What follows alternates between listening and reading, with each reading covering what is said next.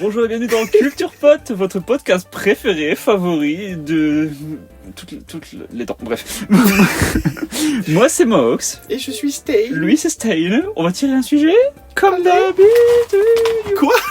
Comment? Ah bah je pense que celui qui est Ouais, tombé, il y en a un c'est qui est celui-là. tombé. Il est tout petit. Oh là là. Bon, super. Grosse vidéo.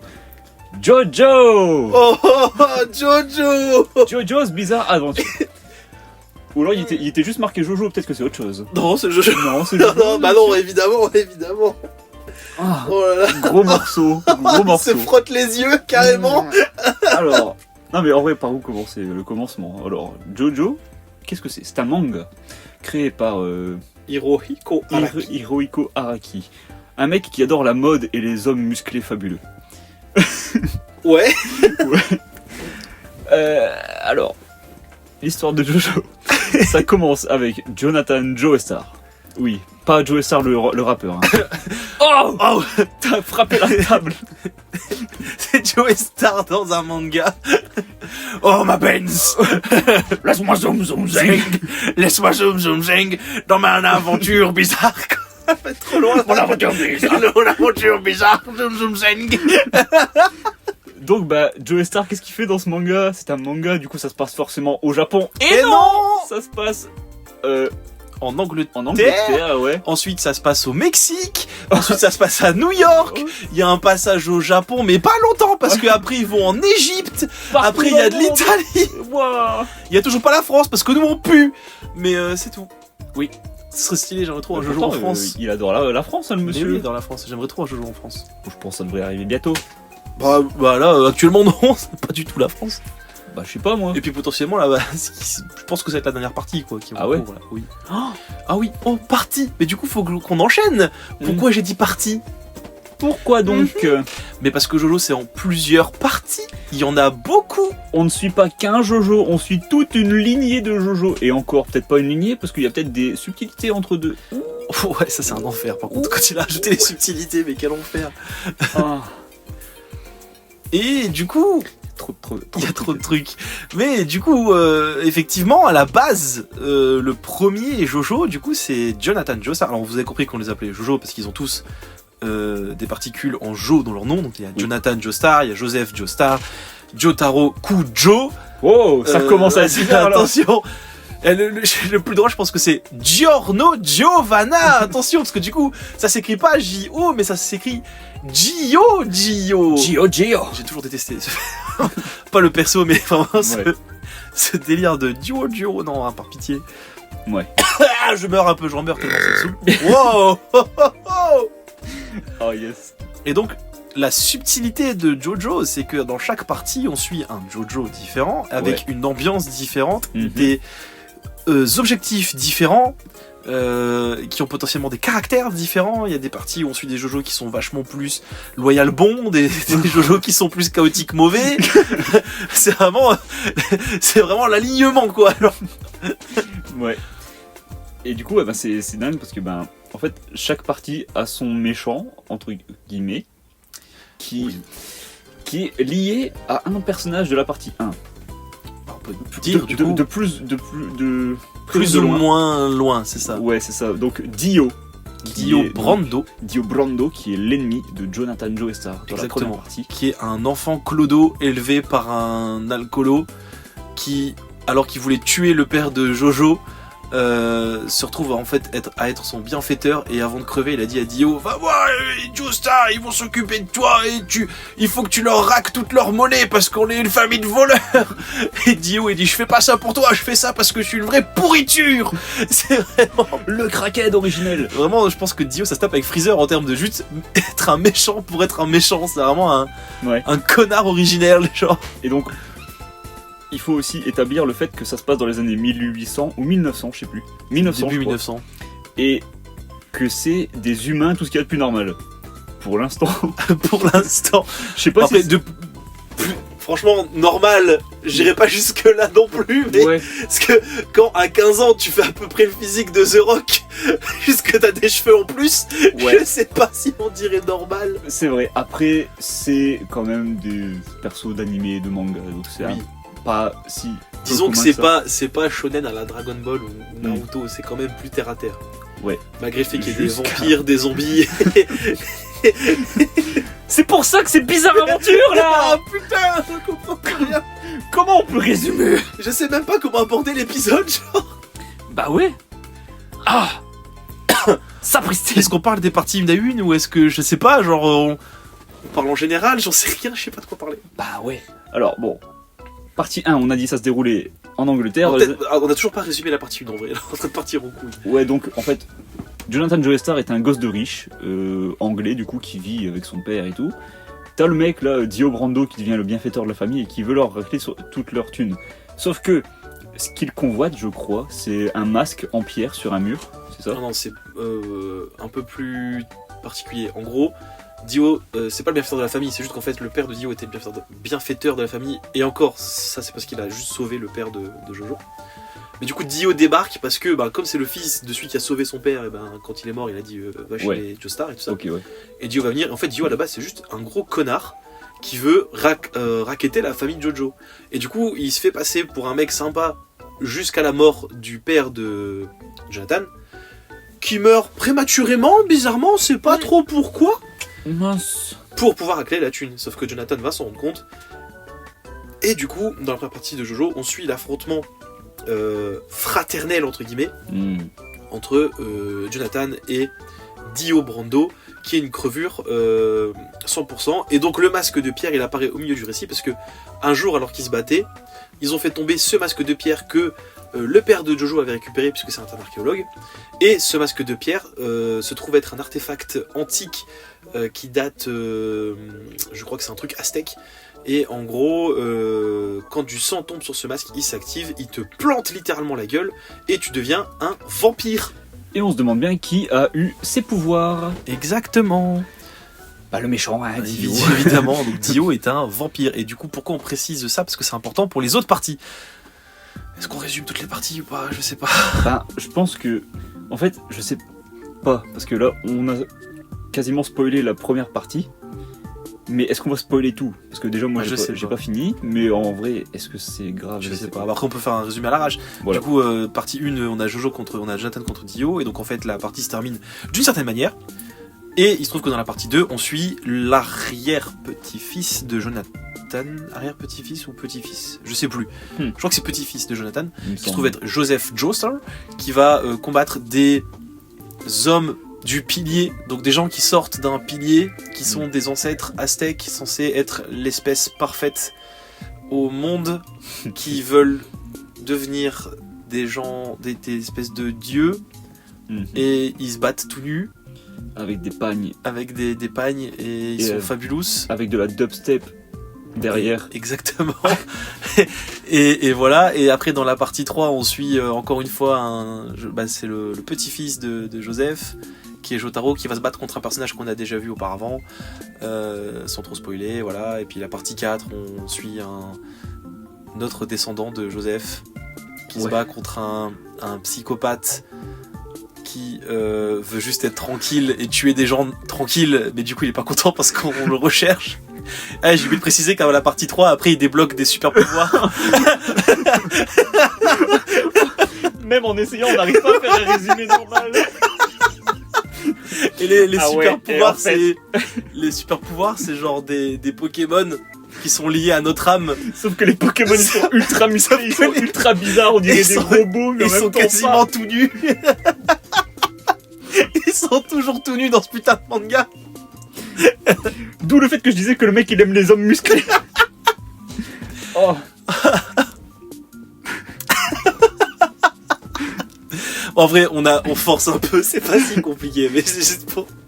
Oh si, les parties sont simples à comprendre, c'est juste qu'elles sont perchées, quoi. Genre, c'est juste que c'est chez père, mais c'est pas compliqué. Enfin, la partie 1... c'est la bizarre aventure. Voilà, la partie 1, c'est du shonen classique, entre deux persos qui se connaissent depuis tout petit et qui se tapent dessus.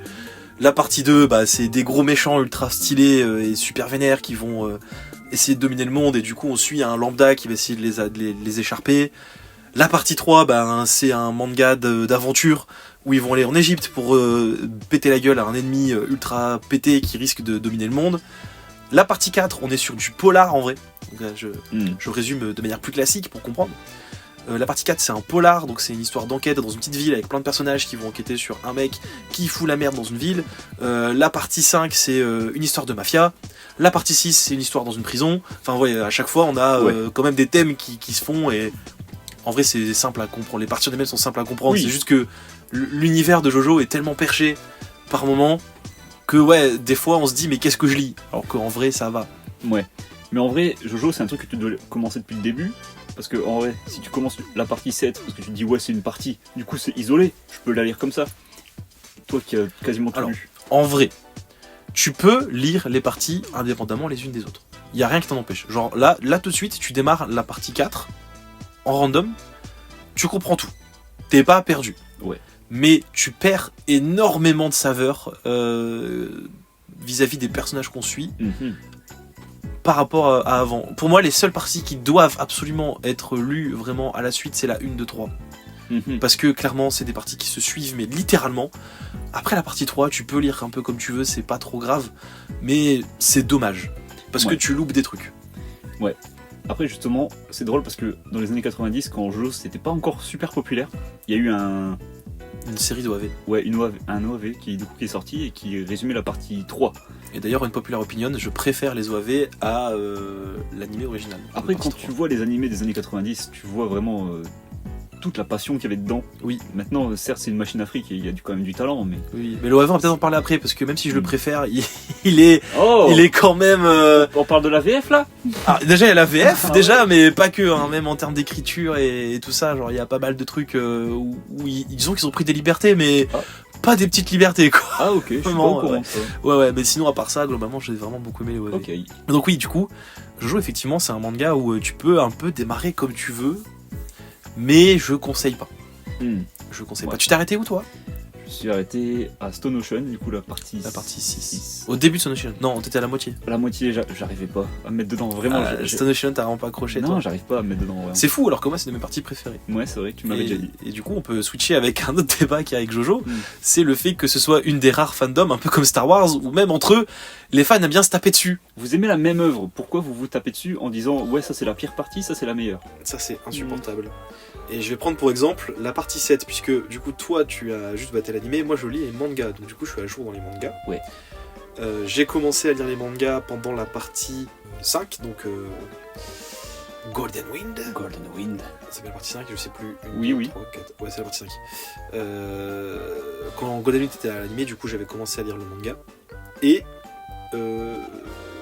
je l'ai lu parce que justement la partie 5 m'a tiré de fou. Le Jojo de la partie 5, j'étais en mode il est trop stylé et tout. Au final, je trouve maintenant que c'est un des moins intéressants. Et j'ai enchaîné avec Stone Ocean qui du coup que j'adore, cette partie j'adore. Et surtout derrière, quand j'ai dit à des gens que je lisais Jojo, on m'a dit t'es pas prêt pour la partie 7? Elle est incroyable, tu vas péter ton crâne, c'est monstrueux. Et on m'a répété ça pendant des mois et des mois pendant que je lisais Jojo. Et j'ai lu la partie 7 et je l'ai fini. Et genre c'était incroyable hein. Mais j'ai préféré la 6 quoi. Ok, bon. Et du coup, je me suis fait péter la gueule sur le net quand j'ai osé dire ça. Quand j'ai osé dire que ma partie préférée c'était pas la 7 alors que je l'avais lu. T'as préféré autre chose que la 7? C'est un peu les retours que j'avais. La partie 7 est incroyable. Vraiment, elle est folle furieuse. Mais je sais pas, elle m'a moins attiré. Il y a eu moins de trucs qui m'ont fait kiffer et tout ça. Genre.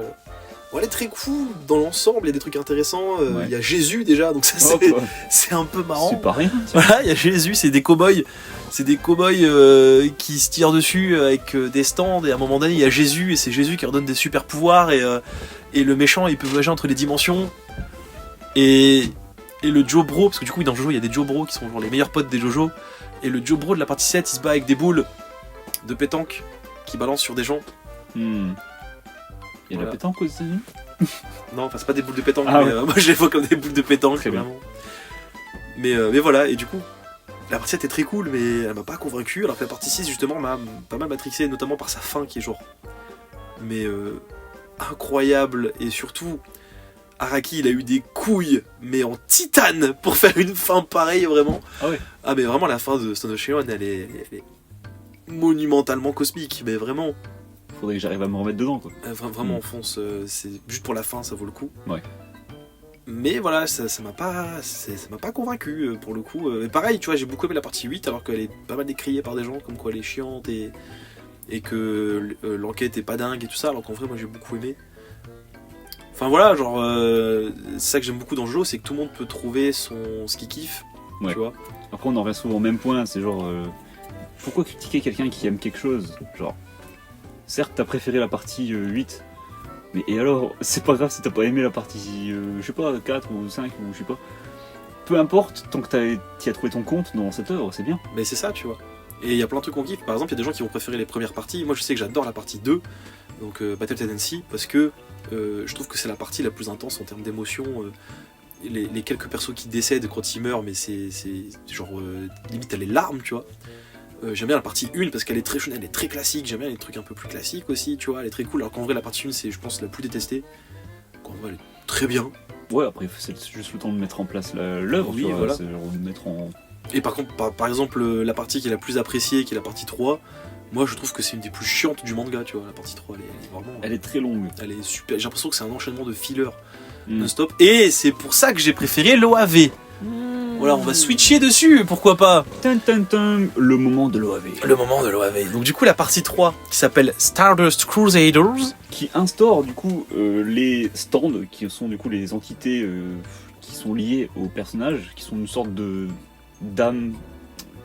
Comment dire? C'est des Pokémon. C'est un fantôme qui t'accompagne. C'est des Pokémon, Maxime. C'est des Pokémon qu'il y a que toi qui peux avoir, Non, mais c'est des Pokémon. C'est Yokai Watch. Je sais pas. C'est ton propre Pokémon que tu peux avoir. C'est une sorte de gros mec musclé, ou alors pas forcément. Parce que Hermit Purple, du coup, le stand du perso de Jojo deuxième partie, qui évolue du coup dans la troisième partie, c'est une sorte de liane. C'est ça. Donc chaque personnage de Jojo a son stand attitré, entre guillemets, qui a ses compétences, ses pouvoirs. Et alors, justement, dans la partie 3, c'est pas trop mis en avant, mais dans les parties d'après, c'est ça qui est mis en avant. Et ça a fait notamment pas mal de mèmes. Donc du coup, ça, on va en parler aussi, je pense, des Jojo mèmes, qui sont que il y a beaucoup de stands qui ne sont actifs que dans certaines situations très précises, ce qui rend ça assez drôle. Je pense par exemple dans la partie 8 à un stand qui n'a aucun sens et vraiment qui m'a matrixé le cerveau, qui est un stand mais qui en vrai de base est ultra pété. Le pouvoir du stand, c'est qu'il peut fermer toutes les portes d'un endroit et changer la température à sa guise dans cet endroit. À un point où ça peut des fois genre te tuer tellement il va faire chaud dans la maison. Mais ce pouvoir ne s'active que si tu as une version miniature du bâtiment dans lequel tu vas enfermer les gens et que tu l'enterres dans le jardin de cette propriété. Oh là. Comment t'as découvert ton pouvoir, enculé? Non, Comment t'as découvert ton pouvoir? c'est parce qu'il était architecte. En fait.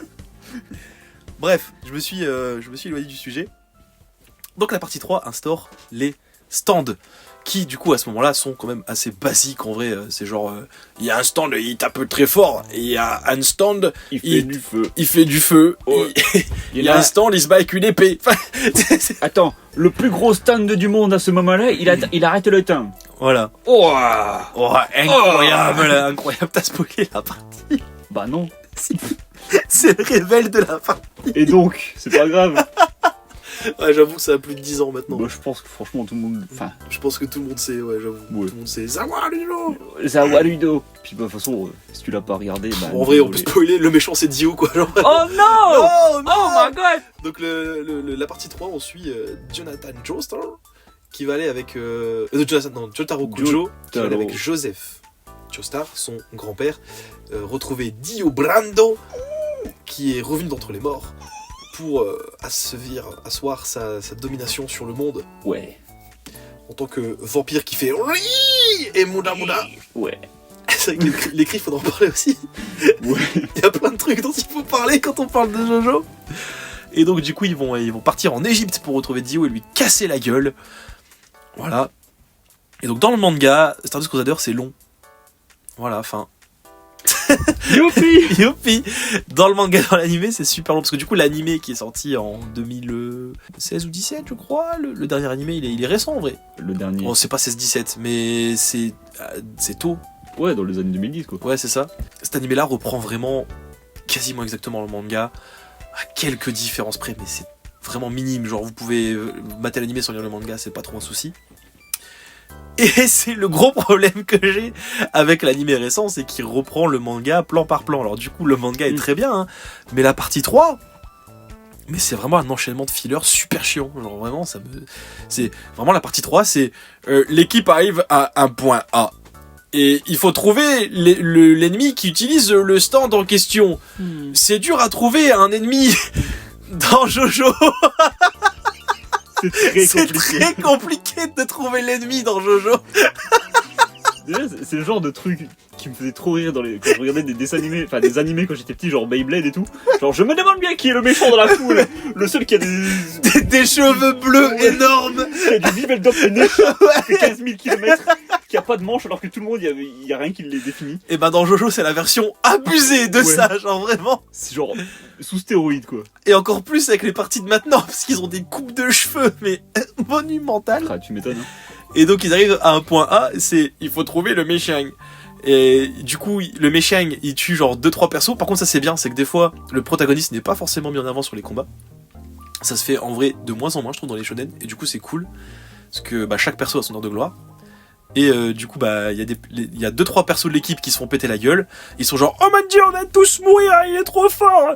Et puis là, il y a un mec qui a le stand qui peut péter le cul à l'ennemi. Attends, genre le seul stand qui peut l'exploser. J'ai regardé la fiche technique de mon stand. Ouais, c'est ça. Je me rends compte que c'est parfaitement lié Adapté. à la situation. Donc ne bougez pas, j'ai ma charge. Exactement, il pète la gueule au méchant, le méchant est mort, et paf, allez, on repart, lililou, lilou. Et vraiment, c'est juste ça. Oh tiens, un café, et si nous allons boire un café? Oui, grand-père, je veux boire un café. Oui, c'est vrai que Jotaro, il a 15 ans dans la partie 3, mais vraiment, c'est une dinguerie. Je suis en seconde. Il fait 3 mètres, il a 37 muscles sur un seul de ses muscles. Sur un doigt. Sur un doigt. Il fume des clopes. Ça n'a aucun sens. C'est les génétiques, ça. Ouais, c'est la génétique, ouais.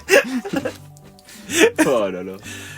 Voilà, et en fait, les combats sont quand même stratégiques dans Jojo. Alors, même dans la partie 3, il y a un peu de stratégie. Hein. C'est pas genre, oh putain, le mec en face, il va me casser la gueule, je fais du feu, j'ai lancé une boule de feu, il est mort. Il y a quand même un délire de, ouais, je vais lancer la boule de feu, mais à tel endroit, pour permettre de faire tomber le toit sur lui, pour le bloquer, parce que sinon ma boule de feu ne l'atteint pas, machin. Il y a quand même une recherche dans les combats qui sont intéressants à suivre. Mais, concrètement, la partie 3, c'est vraiment, je combats un ennemi, je le bats. Et bisous, je passe à l'ennemi suivant jusqu'à retomber sur Dio, et il y a du développement genre à la moitié de l'arc sur 3 persos et puis après on les voit plus quoi. Genre c'est un peu dommage, c'est ce que je reproche à Stardust Crusader qui revient dans les parties d'après en vrai, mais je trouve que c'est moins visible, ouais, présent. Genre la partie 4 aussi, il y a pas mal d'épisodes. En fait c'est chiant parce que je dis filler alors que c'est pas des fillers, parce que c'est vraiment dans le manga, mais voilà, t'as l'impression que l'intrigue n'avance pas forcément. C'est juste Araki qui a eu une idée, il s'est dit il faut que je fasse un chapitre, et puis voilà. C'est ça. Et ça justement, ça que j'aime bien, c'est qu'après la partie 5, donc à partir de la 6, c'était beaucoup... Là, les combats étaient intéressants, il y avait vraiment une volonté de faire avancer le manga malgré tout. Mais ouais, la 3, 4, 5, c'est vraiment genre... ils arrivent à un point A, il y a un stand ennemi, il faut péter l'ennemi, et puis après ils repartent, et ça c'est un peu relou. Ouais. Et du coup, c'est un gros reproche que j'avais sur la saison 3 dans l'animé. Et j'ai vu l'OAV après l'animé. Et alors l'OAV... Par où commencer? Alors, bon, commençons avec les points positifs. C'est bien animé. L'animation est folle. Elle est vraiment stylée. Le sound design est cool, même s'il bat pas le manga original.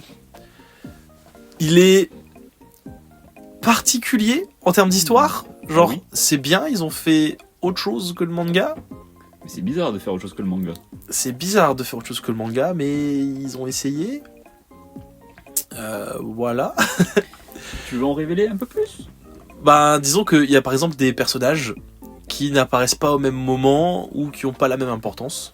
Par exemple, Paul Naref, il apparaît pas au moment où Paul Naref est censé arriver. Alors oui, Paul Naref, du coup, c'est un perso de Jojo, c'est pas le chanteur. Ouais, parce que Araki, il est très fan de musique et ça se ressent dans les noms qu'il donne, surtout au stand. J'aimerais faire un petit aparté d'ailleurs sur Paul Naref en disant que c'est quand même dingue que ce mec ait inspiré autant de japonais dans leur manga. Hein.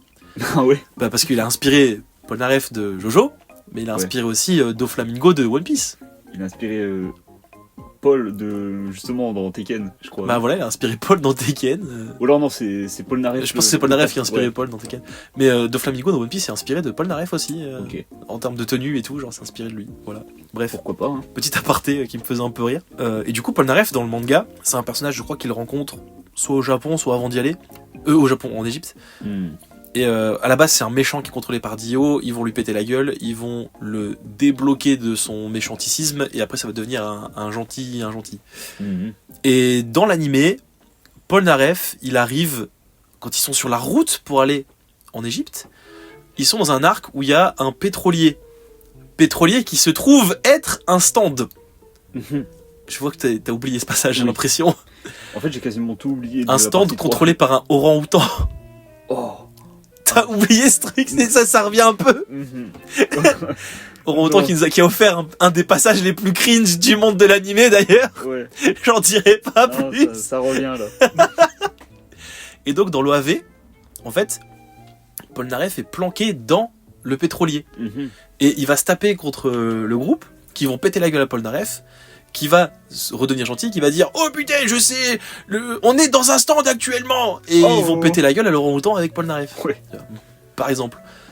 Ils ont skippé énormément de combats que je trouvais inutiles, et ça par contre c'est un point positif, parce que du coup, ils ont gardé vraiment les combats les plus importants du Bah manga, avec vraiment les persos les plus importants et tout ça. Mhm. Et du coup, je me suis rendu compte en matant le AV que je comprenais toute l'histoire de la partie 3 sur 12 épisodes au lieu de, je crois, quasiment 40 dans l'anime original. Ouais, ça doit peut-être même plus, à mon avis. Je sais, ouais, quasiment, je crois. Et ça, c'est un peu dommage, du coup. Non, il n'y en a pas 40, il y en a peut-être 20. Je sais plus. Non, je crois qu'il y en a plus que ça. Non, il y en a 40, hein. Je crois qu'il y en a 40. Ce qui fait beaucoup quand même. Ce qui fait beaucoup quand même, quand tu peux le résumer à 12 épisodes. Ouais. Il y a des persos qui ont changé de gueule aussi. Est-ce que tu te rappelles de la grand-mère je crois que c'est Enya, je suis pas sûr sur le nom. De loin. C'est la mamie qui a deux mains gauches. Oui. Et ben elle, dans l'OAV, c'est une bonne meuf de 20 ans. Bien ça. On adore. Let's go ça. Let's go. Et elle a pas de main gauche, je crois. Ça par contre c'est Dommage. chiant parce que c'est important dans Ouais. l'histoire, quoi, tu vois. C'est dommage.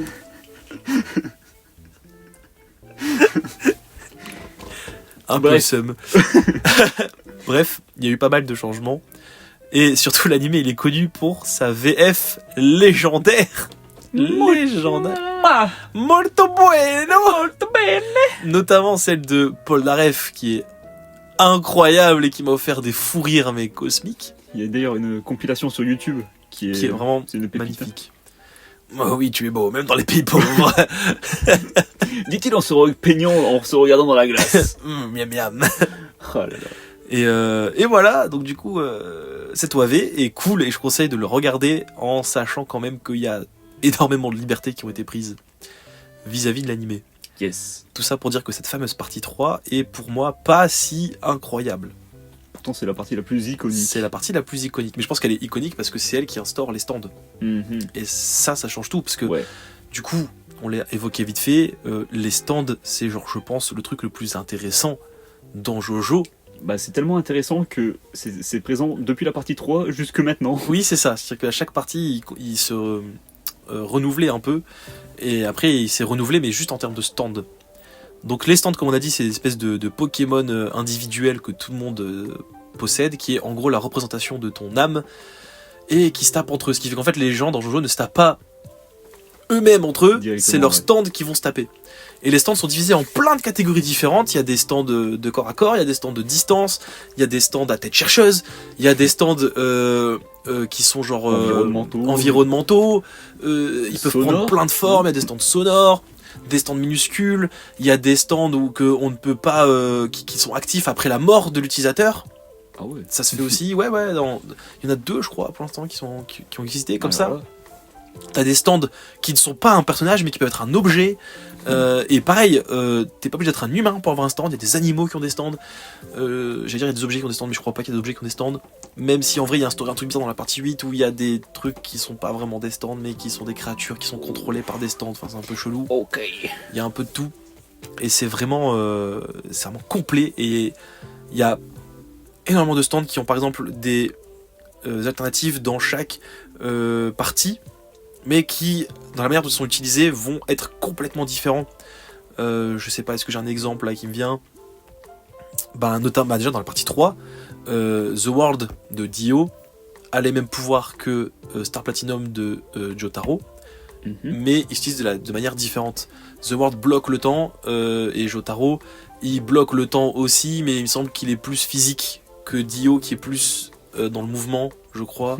Enfin, chaque stand a vraiment sa spécificité et sa manière d'être utilisé différente.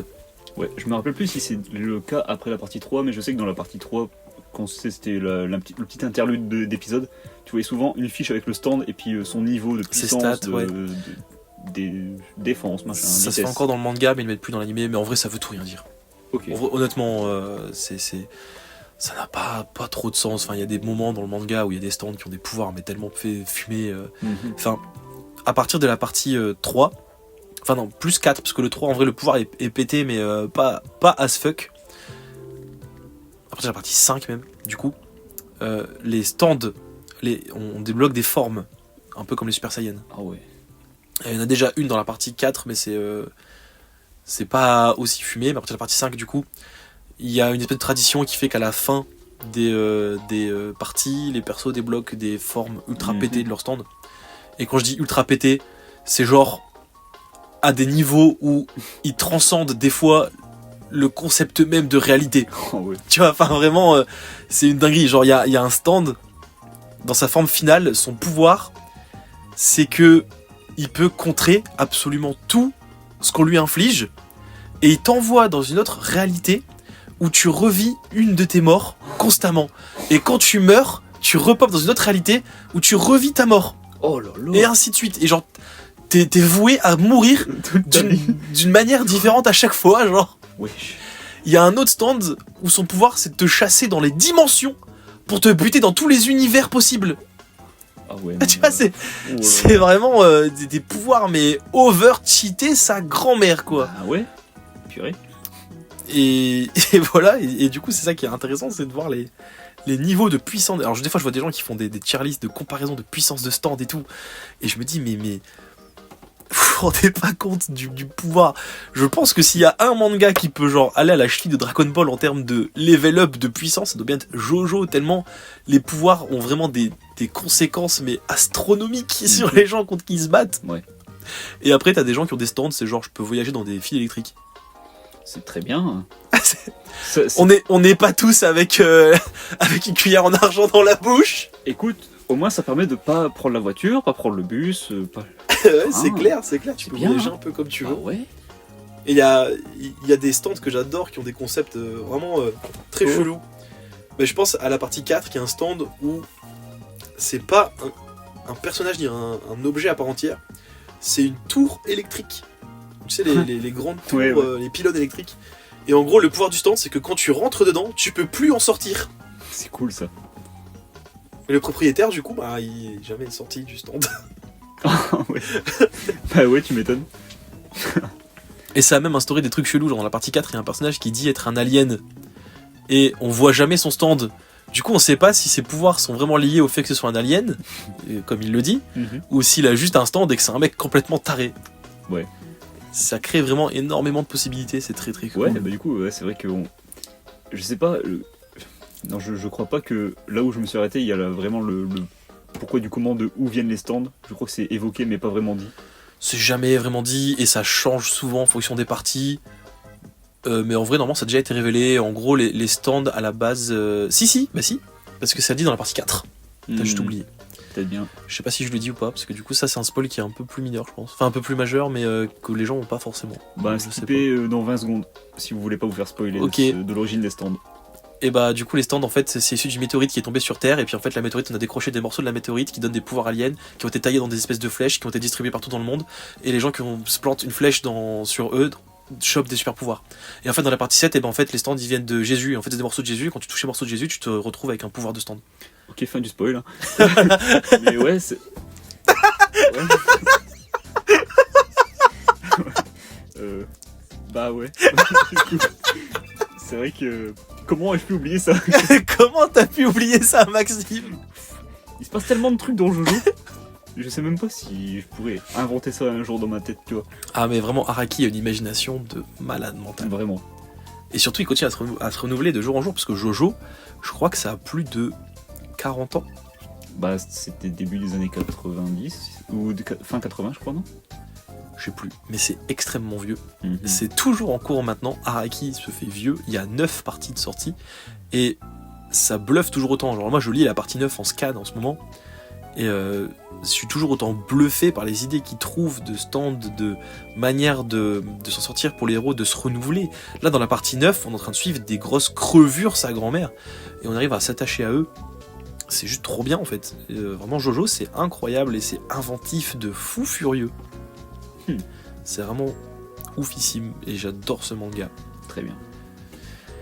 De quoi on peut parler encore, je ne sais pas. Ah bah si, Araki, Jojo c'est un peu une égérie de marque. Oui. Il a bossé avec Vogue ou Gucci. Vogue, Gucci, je pense les deux. De toute manière, il a été très inspiré dans son art de certaines poses de mannequins, etc. de ces mêmes marques. Magazine, ouais. Mais du coup, ça s'est tellement démocratisé, Jojo, qu'il s'est mis à bosser avec ces mêmes marques qui les ont inspirés. C'est dingue. C'est fou, hein. Ouais, c'est dingue. Et Araki a vraiment une influence dans le monde de la mode assez vénère. Surtout que quand tu vois la tenue de certains persos, tu te dis mais impossible qu'une personne lambda mettrait ça dans la rue. Oui, ça n'a aucun sens leur sap. Bizarrement, les manieurs de stand ont tous des tenues étranges. Oui, très coloré, très bizarre. Oh, des crop tops et des coupes de cheveux chelous. Mais qu'est-ce qu'il veut entendre dans par la là? partie 5, il y a une triple banane en coupe de cheveux. Hein, Giorno, il a genre genre 3 beignets à la place des Ah cheveux. oui, bah oui. Genre, Et c'est vrai qu'il y a toujours une ambiance un peu gay, abusée dans Jojo, homo-érotique. homo-érotique. C'est une vanne qui revient souvent dans Jojo, c'est ce délire de ça, un manga de gay. C'est vrai que Sans aucun jugement, attention. Non, on bien dit sûr. pas ça avec du jugement. C'est vrai que depuis le début que je connais Jojo, tout le monde disait ça. J'étais genre, pourquoi ils disent ça? Oui. Puis après j'ai vu ça, j'ai fait, peut-être qu'au final ça fait un peu de sens. Alors qu'en vrai, je crois qu'il n'y a pas tant de personnages gays que ça dedans, il y en a genre 3 ou 4. Bah, je sais même pas. Je suis même pas sûr que ce soit dit. Il y en a quelques-uns où c'est dit, Ok. mais ça reste assez... Après, il n'y a pas de romance dans le jeu, hein, C'est de la clairement. bagarre. Bah, il n'y a pas que la bagarre, mais il y en a beaucoup quand même, ouais, effectivement. En sachant que Jojo a quand même des sujets assez sérieux, parce que ce qu'il faut savoir, c'est que Jojo à la base c'était publié dans le Weekly Shonen Jump, jusqu'à la partie 6, Oh. et que après la partie 6, qui était déjà controversée à l'époque, notamment parce que Araki avait décidé de mettre une protagoniste féminine en avant. Non. Et si, après la partie 6, le Jump a décidé de switcher Jojo de magazine et c'est devenu un seinen. Donc en fait, c'est pour ça que quand vous voyez les jeux comme Jumpstar, vous ne voyez aucun Jojo post partie 6, et parce que le Wiki Shonen Jump n'a plus les droits, entre guillemets, parce que ça reste quand même le même magazine, sur les Jojo d'après. Ok. Et c'est pour ça, du coup, que dans le Jump Star qui était sorti, qui était infect, où les persos étaient réalistes et que c'était super moche, les persos jouables, c'est Jotaro, Dio, et je crois qu'en DLC, tu peux avoir Giorno, je crois que c'est Giorno, je sais plus, qui était hypé à ce moment-là, parce que c'était l'animé qui sortait au moment où le jeu était sorti. Alright. Voilà. Et donc, Jojo est d'abord un shonen et ensuite un seinen à cause des sujets trop sérieux et de la violence qui est quand même assez vénère dans Jojo. Oh oui. Jojo c'est bien trash par moment, quoi. Il y a des passages bien violents. C'est vrai que je me demande comment c'est passé en étant un shonen pendant aussi longtemps. Bah, je pense que les premières parties étaient encore à peu près ok. Bah, pas la 3, hein, je pense. Voilà, j'avoue que la 3 elle était hardcore un peu. Bon, 4 en vrai, je peux comprendre, je crois. Ouais, ça va, la 4 ça va. 5, je suis un peu moins sûr. Parce que. Je sais plus. Après, c'est vrai que c'est quand même des persos colorés et vraiment hors du commun. Ouais, ils sont assez fabulous, dira-t-on. Ouais. On n'a pas parlé non plus des openings légendaires de Jojo. Je pense, ouais, ce qui t'attire dans un animé, c'est souvent les openings, et Jojo a fait fort. Pour le coup, Jojo, il n'y a aucun opening que je trouve mauvais. Ouais. Moi, j'aimais beaucoup le fait que pour les 3 premières parties, ce soit fait en 3D. Oui. Genre, tu t'attends pas pour un animé qui est fait en 2D et que les openings sont en 3D et je trouve ça très bien fait, même si je suis pas, enfin, je préfère forcément la 2D, mais en opening, la 3D ça fait quelque chose en plus. Et j'étais un peu dégoûté que dans la partie 4 ce soit en 2D l'opening. C'est vrai que ouais, d'habitude. La partie 3, il était en 3D aussi, je me souviens plus. Partie 3 aussi, ouais. 3D aussi, il me semblait qu'il y avait du 2D. Mais c'est vrai que ça a bougé après à partir de la 4. C'est un truc que beaucoup de gens ont critiqué. Et aussi le fait que chaque opening a son style de musique particulière, j'aime beaucoup. La 4 notamment s'était fait pas mal dégommer parce que il y avait Chazé et Crazy Bizarre Town qui avaient deux ambiances complètement différentes qui étaient plus smooth, un peu chill et tout, par rapport à Stardust Crusader qui avait vraiment des openings ultra vénères où ça crie beaucoup, mais j'ai envie de dire ça colle à la partie. Bah c'est ça te met dans l'ambiance du manga, parce que genre dans la partie 3 c'est vraiment beaucoup de bagarres et beaucoup d'exploration et une aventure quoi, alors que dans la partie 4 t'es juste dans une ville. C'est ça, et pareil la partie 5 qui avait des trucs beaucoup plus envolés lyriques, qui criait beaucoup, on est sur une Italie mafieuse et tout, donc ça collait bien à l'ambiance aussi, ouais. Tu vois, genre j'ai trouvé un peu débile les remarques qu'il y avait eu sur la partie 4. Ouais, on va savoir. Ouais, mais globalement les openings de JoJo sont vraiment incroyables, et les endings notamment, comme cette chanson incroyable de... J'ai oublié le nom. Comme d'hab. Le To Be Continued. De Yes. De Yes. Roundabout. J'allais dire oui, du coup c'était ça, mais pas le même. Donc Roundabout, qui est à l'origine d'un mème incroyable. Transition, t'as capté la transition? Je suis trop fort. Wow. C'est quoi une transition? Mec, je suis monteur, je ne sais pas ce que c'est la transition. Voilà. Bienvenue dans la partie 2 de Culture Potu. Culture Potu. Mais du coup, Jojo, c'est aussi des mèmes.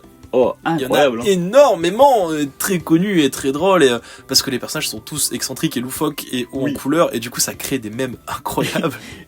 C'est ça aussi dans Jojo. Ils peuvent en faire des caisses avec une situation n'importe quoi. Genre, un mec qui va boire de l'eau, tu vas voir son gros bras musclé. Oui. C'est ultra aléatoire. S'approcher de sa bouche encore plus musclée. Déjà, quand il mange une cerise, il se bat entre la cerise et la langue. Lélo. C'est vrai que c'est tellement n'importe quoi, parce que tu te dis, c'est une situation normale, mais il y a une tension. Tu sais qu'il va se passer un truc. Genre t'es tendu alors que tu le vois juste marcher vers les toilettes. Qu'est-ce qui va se passer? Notamment, il y a genre la planche qui est ultra connue où Jotaro va taper Dio, qui est connu, avec l'espèce de gros plan et leur pose chelou là. Une perspective genre en contre-plongée trop bizarre. Oh. Et d'ailleurs en VF j'adore parce qu'il fait genre un truc du genre... T'as Dio qui fait alors approche, viens me chercher. Et il y a Jotaro, il dit je vais te péter la gueule. Et là il y a le truc. Parce que oui, du coup l'animé a eu droit à une refonte VF il y a quelques années, donc l'animé connu. Ouais. Et il y a eu la VF sur la partie 3, 5 et 6 je crois. Donc les parties Netflix et la partie la plus connue. Ouais. Et la VF de la partie 3, mais elle me pète de rire. Mais vraiment, Jotaro, à chaque fois, il lâche des insultes. Genre, à un moment donné, il se tape contre un mec et il lui fait... Et là, il y a un gros plan de Jotaro qui pointe du doigt, et il y a l'image qui fait boum. Et il y a Jotaro qui fait « Je vais t'enculer à sec !»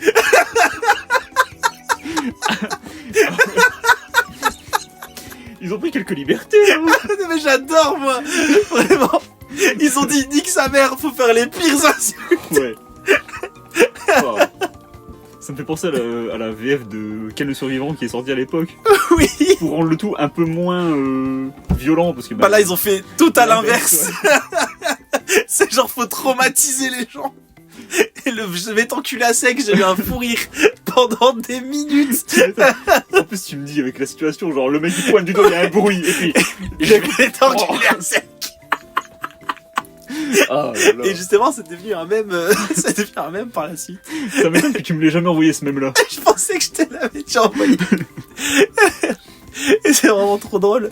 Oh. Et il y a plein de situations comme ça qui font que Jojo est vraiment cool là-dessus. Comme les Jojo poses aussi, qui ont des fois aucun sens. Justement, pose qui les reprend dans les magazines et tout, de mode. Exactement. Et en fait, Jojo pose, c'est le terme qu'on dit pour...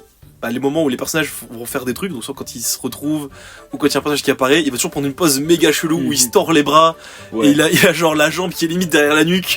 C'est super chelou et c'est un peu iconique, c'est même un élément de pop culture maintenant. La Jojo pose, c'est vraiment de la pop culture, tout le monde en fait. Même dans des dessins animés, je vois, j'ai vu dans Luz Houseville, The Owl House. J'ai vu aussi récemment dans un pilote animé que j'ai vu sur YouTube, c'était pareil, il faisait des JoJo poses. Mais c'est même repris dans Gumball. Ouais, ça m'étonne pas. Dans Gumball, je crois que Gumball a un stand même, il a Star Platinum, je crois. Ah ouais.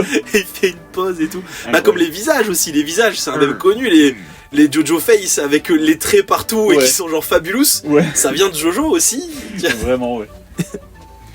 Jojo, ça a eu une influence de fou, alors que c'était pas populaire pendant super longtemps. Et Au Japon, ça l'était beaucoup, mais en Europe et dans le reste du monde.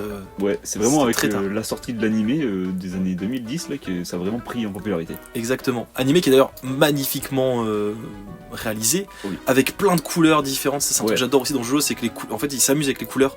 Les couleurs sont pas titrées. On peut passer d'une scène avec une dominance de violet, des persos qui ont des cheveux bleus et tout ça, à juste après une scène où la dominance est verte avec des persos qui ont des couleurs rouges, plus rouges, etc. Ouais, souvent, du coup, ils jouent avec la colorimétrie et tout. C'est vraiment dingue. super fun à regarder Jojo. Et c'est trop cool. C'est trop péter cool. la rétine, quoi. Exactement. Je crois que je voulais parler d'encore autre chose, mais j'ai oublié. Ah oui, un truc que j'adore dans Jojo, et ça c'est plus technique, mais je voulais le mettre en avant parce que je trouve ça trop bien. C'est que Jojo, dans tous ses dérivés, donc que ce soit l'animé, les jeux vidéo, etc., a mis un point d'honneur à mettre en avant également les arcs du manga, même quand l'animé était pas à jour. C'est-à-dire que souvent, quand on fait du produit dérivé sur du manga, on tient en compte l'animé parce que c'est celui qui va toucher le plus de gens, parce que les gens qui lisent le manga ont déjà vu ces passages-là, et les gens qui regardent l'animé sont en plus grand nombre. Donc du coup, on va satisfaire le plus de gens avec ce genre de trucs-là. Ouais. Je prends exemple sur les jeux One Piece ou Dragon Ball, qui généralement vont jusqu'au moment où l'animé est en cours, et on va pas aller plus loin, alors que le manga est déjà à 3 ou 4 arcs de différence. Et bah dans Jojo, ils s'en battent la race, et ils suivent tout le manga.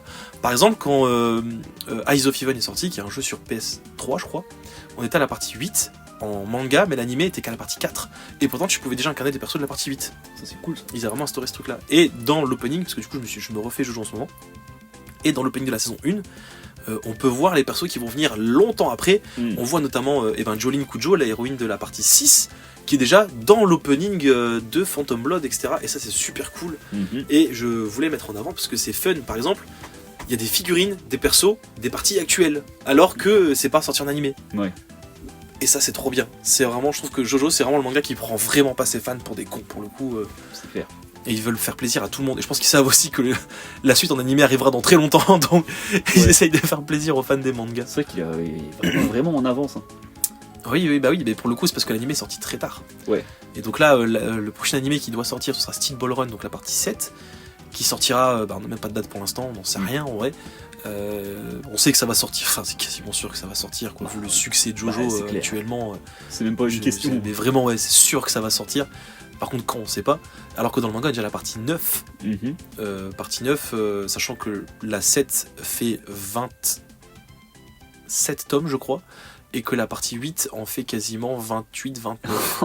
Donc on a le temps pour arriver à la partie 9, quoi. Ah ouais. Ouais. Ah ouais, quoi. Ouais. Ok. Bah écoute, au moins ça ferait beaucoup plus de contenu pour les fans, hein. Ça, Ah bah bien. c'est clair, je pense que là Jojo on est parti jusqu'en 2030, facile. Ah bah bien. Au moins. Ouais. Voilà. Et Jojo, du coup, c'est une œuvre complète, je dirais. Je trouve que c'est un bon terme. Jojo, c'est une œuvre complète. Ça plaît à la fois à des gens qui aiment de tout. On peut très bien s'arrêter à une partie mater juste une partie qu'on apprécie, s'arrêter à un certain passage, pas obligé de continuer le reste. Il y a des persos qu'on kiffe, des poses incroyables, iconiques, les combats sont fous avec de la stratégie, de la patate, on a toujours son compte. Il y a plein d'univers différents, on aborde plein de thèmes différents. C'est super cool, quoi. C'est ultra complet, Jojo. C'est pour ça que j'adore autant ce manga, je pense. Ouais, c'est vrai que c'est fou parce qu'en plus, comme tu dis, partie 9 là en cours au manga, on est qu'à la partie 6 à l'animé. Donc ouais, Jojo sera là pendant longtemps et continuera encore de créer de nouveaux fans de manga. Et par encore contre, et pour encore. le coup, moi je l'ai pas trop apprécié, mais je pense que la partie 7 va ramener tellement de gens sur Jojo. Mais vraiment, je pense que les gens qui n'ont maté que l'animé ne se rendent pas compte des futures dingueries que va instaurer la partie 7, vraiment. Ah ouais. Ah oui, non mais la partie 7, elle est vraiment... Il y a un mec, son stand, c'est de faire des dinosaures zombies. Super. Magnifique. Bah ça peut vous hyper pour la suite, hein. si vous avez vu que l'animé. Exactement. C'était un bel épisode, je pense. Je pense que là, on a un Ouais. truc assez complet. Ça fait longtemps qu'on n'a pas fait un épisode unique. Ouais. L'épisode unique, il nous le unique. faut. Il nous le faut. En même temps, sur Jojo, je me voyais pas faire une partie de genre Ah 10 bah, minutes, ouais. quoi. Ouais, Vraiment, c'est clair. Bah, en même temps, il y a tellement de trucs à dire. Mais oui, on n'a même pas parlé des anciens projets d'Araki qui sont tout aussi dingues et tout ça. Peut-être dans un prochain épisode. Je sais pas si je les ai mis, mais pourquoi pas. Ça peut être intéressant. Affaire à suivre, À messieurs, su- dames. À suivre. Enfin bref, c'était un bel épisode. Merci de nous Exactement. avoir suivis. Un petit mot de la fin pour nous. Hola, hola. Rero, rero. Muda, muda, muda.